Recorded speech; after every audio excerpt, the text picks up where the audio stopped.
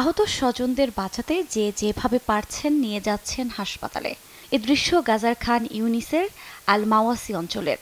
উপত্যকাটিতে দিন দিন বর্বরতার সব মাত্রাই ছাড়িয়ে যাচ্ছে ইসরায়েলি বাহিনী। টার্গেট করে নিরীহ ফিলিস্তিনিদের মারছে তারা। এরই অংশ হিসেবে নিরাপদ অঞ্চল ঘোষণার পরও অঞ্চলটিতে ভয়াবহ বিমান হামলা চালায় আইডিএফ।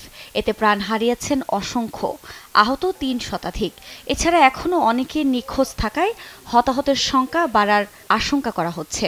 শুধু এ অঞ্চলেই নয়, সাথী শরণার্থী শিবির সহ বিভিন্ন অঞ্চলে হামলায় প্রাণ হারিয়েছেন আরও অনেকে। হামাস নেতাকে লক্ষ্য করে হামলা চালানো হয়েছে বলে প্রথম থেকেই দাবি করে আসছিল আইডিএফ। তবে এতে হামাসের সিনিয়র কমান্ডার মোহাম্মদ দেইফ নিহতের বিষয়টি নিশ্চিত করেনি ইসরায়েল।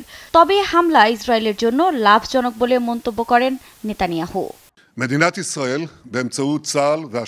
আমাদের লক্ষ্য ছিল মোহাম্মদ দেইফ এবং তার ডেপুটি রাফা সালামা। তবে এটা পরিষ্কার নয় যে 2 জন নিহত হয়েছে। আমরা জানার চেষ্টা করছি, জিম্মিদের ফিরিয়ে আনতে এবং হামাসকে নির্মূল করতে যা প্রয়োজন সব করব আমরা। তবে অঞ্চলটিতে কোনো হামাস নেতা ছিল না বলে জানিয়েছে গোষ্ঠীটির মিডিয়া অফিসার।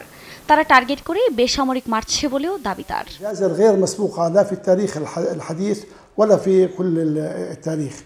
এদিকে বর্বরতায় নিন্দার ঝড় বইছে আন্তর্জাতিক রাজনৈতিক অঙ্গনে।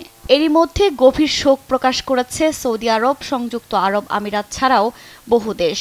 এভাবে শিশু হত্যাকে নেক্কারজনক হামলা বলে অভিহিত করেন ইরানের পররাষ্ট্র মন্ত্রণালয়ের মুখপাত্র নাসের কানানি। এ হামলায় নিন্দা জানিয়েছে হিজবুল্লাহর প্রধানও। তবে হামলায় নীরব ভূমিকায় যুক্তরাষ্ট্র। আফরিন মৌ, নিউজ ডেস্ক, দেশ টিভি।